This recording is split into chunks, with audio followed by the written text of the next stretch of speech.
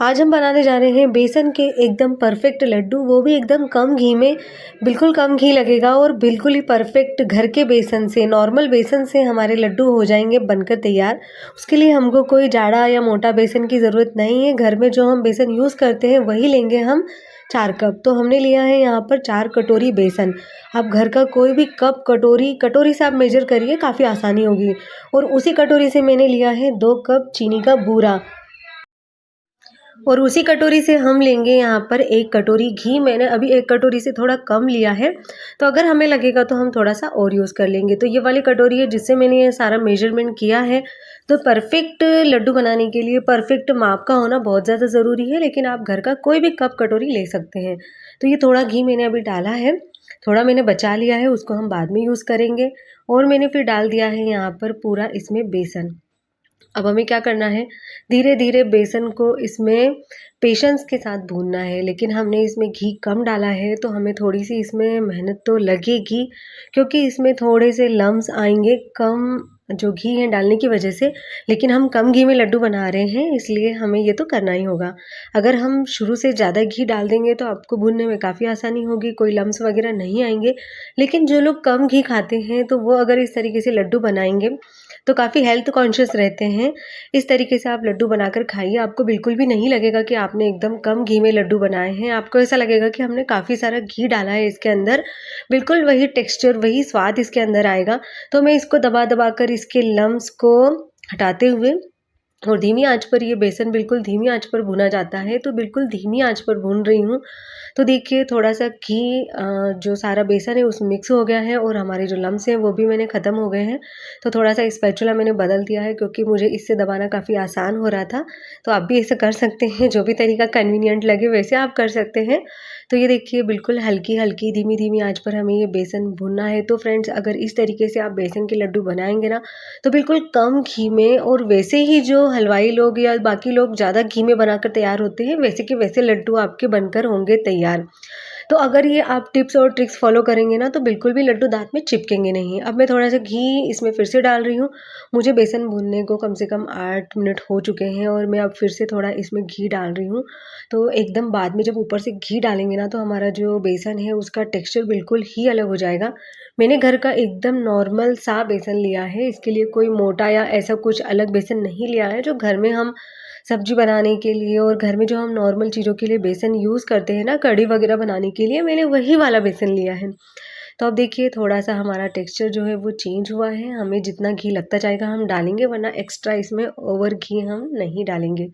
तो ये देखिए बिल्कुल बिस्किट का रंग आने तक हमें इस बेसन को अच्छे से भूनना है, यानी कि हमारा जो बेसन है उसमें बिस्किट का कलर आना चाहिए।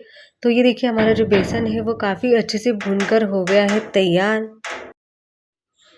और पूरे घर में इसकी खुशबू महक रही है। आप जब भी बेसन के लड्डू बनाएँगे ना, तो पूरे घर में इसकी इतनी अच्छी-सी महक आएगी कि घर वालों को लगेगा कि क्या काफ़ी कुछ अच्छा बन रहा है, और इसकी घर से पूरा महक से पूरा घर महक जाएगा। तो ये देखिए हमारा जो बेसन है वो एकदम बिस्किटी रंग का हो चुका है। अब हमें क्या करना है, थोड़ी-सी देर के लिए हमें इसे और भूनना है, लेकिन हम इसका जो टेक्सचर है वो दानेदार करने के लिए यहाँ पर इसमें डाल देंगे थोड़ा-सा पानी। तो इसमें जो दाने हैं वो एकदम से बन जाएँगे, बेसन हमारा एकदम से फूल जाएगा, और इसमें अंदर ही अंदर दाने बन जाएँगे, जिससे कि आपका बिना सूजी डाले इसका जो बेसन के अंदर का जो करकरापन होता है ना, लड्डू खाते हैं हम तब लगता है, वैसा ही टेक्सचर इसके अंदर आ जाएगा। लेकिन बहुत ज़्यादा पानी नहीं डालना है, और जैसे ही आप पानी डालेंगे एकदम छनछनाहट की आवाज़ आएगी, और हमारा जो बेसन है वो देखिए फूल चुका है। तो अब मैं क्या करूँगी, इसको थोड़ा ढीला करने के लिए मैंने थोड़ा पानी कम छीटा था, मैं थोड़ा-सा और डाल रही हूँ इसके ऊपर। आप भी ऐसा कर सकते हैं, जैसे मैंने पहले थोड़ा कम डाला था और उसको चेक कर लिया था। मुझे लगा थोड़े से दाने कम बने हैं, तो मैंने फिर से डाल दिया इसके अंदर। तो ये हम थोड़ा-सा चेंजेस रेसिपी में अपने अकॉर्डिंग कर सकते हैं। तो ये देखिए हमारा जो बेसन है वो काफ़ी थोड़ा-सा अब एकदम जो ढीला-ढीला था वो थोड़ा-सा टाइट-टाइट हो गया है।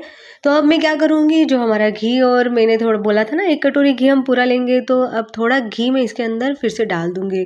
अब मेल्ट करा हुआ घी तो मेरा ख़त्म हो गया था, तो मैंने थोड़ा-सा, ठंड है इसलिए जमा हुआ घी है, तो मैंने थोड़ा-सा घी इसके अंदर डाला है। थोड़ा-थोड़ा करके ही हम सारी रेसिपी को हम कंप्लीट कर लेंगे। तो ये देखिए मैंने जो थोड़ा-सा घी है वो इसके अंदर डाल दिया है, और अब हम इसको मिक्स कर देंगे। जैसे ही हम इसके अंदर घी डालेंगे ना, हमारा जो बेसन का टेक्सचर है वो फिर से चेंज हो जाएगा और एकदम से ये लूज़ हो जाएगा, लेकिन दाने इसके ख़त्म नहीं होंगे। देखना आप कढ़ाई से जो आइट साइड में दिख रहे होंगे कि आपको कितना दानेदार टेक्सचर बन चुका है इसका।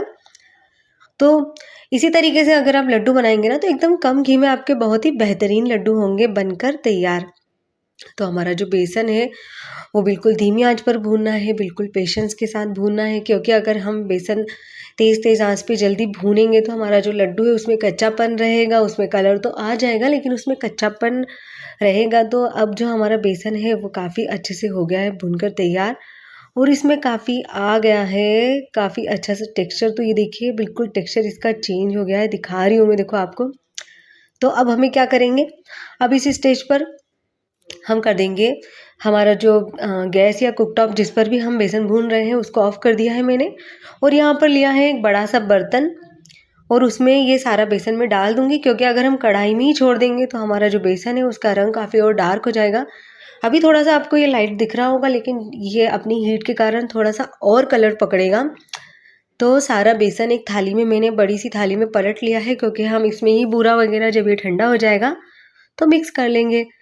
तो देखिए सारा जो बेसन है वो इसके अंदर डाल दिया है। अगर मैं ऐसे ही कढ़ाई में छोड़ देती तो ये और ज़्यादा भुन जाता या फिर कड़वापन भी आ जाता है इसके अंदर, इसलिए मैंने एक थाली में निकाल लिया है। लेकिन अभी ये थोड़ा-सा इसका कलर और डार्क होगा क्योंकि ये अपना टेक्सचर पकड़ लेगा। आप देखिए हमने इतने कम घी में भुना है लेकिन जैसे ही मैंने थाली को स्पैचुला से ठोका तो देखिए सारा घी ऊपर आ गया और हमारा जो मिश्रण है वो इवन हो गया। अब हमारा मिश्रण है वो ठंडा हो चुका है। मैं 15-20 मिनट आधे घंटे बाद दिखा रही हूँ।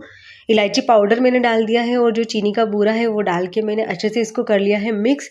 ऐसे ही आपको धीरे-धीरे इसको मिक्स करना होगा क्योंकि ये जम चुका होगा घी की वजह से ठंड के दिनों में थाली के अंदर ही।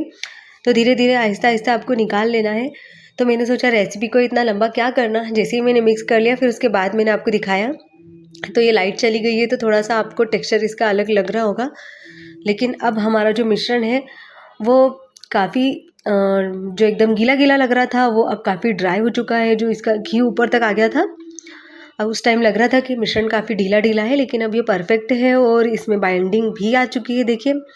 तो सारा अच्छे से एक साथ करने के बाद पूरा जो मिश्रण है उसको हमें काफ़ी अच्छे से एक साथ मिक्स करना है और देखिए इसमें बाइंडिंग भी काफ़ी अच्छी आई है। तो बिल्कुल आराम-आराम से इसके अब लड्डू बाँध सकते हैं हम, काफ़ी अच्छी बाइंडिंग है देखो। एक ही हाथ से आप इसको गोल-गोल घुमा-घुमा कर इसके जितने भी साइज़ के चाहें आप लड्डू बना सकते हैं। आप चाहें तो इसके अंदर काफ़ी सारे ड्राई फ्रूट्स, जब लास्ट टाइम हो चुका था ना हमारा भुनने का, उस टाइम आप चाहें तो उसमें काफ़ी सारे ड्राई फ्रूट्स डाल सकते हैं, लेकिन मैंने नहीं डाले हैं क्योंकि बच्चे ऐसे प्लेन खाना ही पसंद करते हैं। तो हम जब घर में बनाते हैं ना चीज़ें तो अपने अकॉर्डिंग हम उसमें चेंज कर सकते हैं। तो देखिए कितने शाइनिंग वाले लड्डू हैं, एकदम शाइनी लड्डू हैं और हम अब इसको एक प्लेट में मैंने रख दिया है। तो मैं अब इस साइज़ के सारे लड्डू बना लूँगी और फिर मैं आपको दिखाती हूँ हमारे सारे लड्डू। तो ये देखिए लड्डू बिल्कुल आहिस्ता-आहिस्ता आराम-आराम से और एकदम शाइनी बन रहे हैं। तो ये दूसरा लड्डू मेरा हो गया है बनकर तैयार और सारे लड्डू मेरे बन चुके हैं। कुछ मैंने रखे हैं इस प्लेट में और कुछ रखे हैं मैंने एक दूसरी थाली में। तो हमारे 4 कप जो 4 कटोरी बेसन है उसमें काफ़ी अच्छे से लड्डू हो गए हैं बनकर तैयार। मैं आपको तोड़कर दिखाती हूँ, एकदम परफेक्ट टेक्सचर आया है इसके अंदर और हमने कोई सूजी वगैरह कुछ भी नहीं डाला है। हमने सिर्फ बेसन, घी और चीनी, बस तीनों चीज़ों से हमारे ये लड्डू हो गए हैं बनकर तैयार। तो अब हमारे लड्डू हो गए हैं बिल्कुल कंप्लीटली तैयार, ये खाने के लिए बिल्कुल तैयार हैं, रेडी हैं। तो अगर फ्रेंड्स आप मेरे चैनल पर नए हैं तो प्लीज़ आप मेरे चैनल को सब्सक्राइब करके ज़रूर जाइएगा और अगर आपको ये रेसिपी अच्छी लगी हो तो आप प्लीज़ लाइक, कमेंट और शेयर भी ज़रूर कीजिएगा। तो मिलते हैं किसी ऐसी ही आसान सी रेसिपी के साथ अगले वीडियो में, तब तक के लिए bye bye, thanks for watching.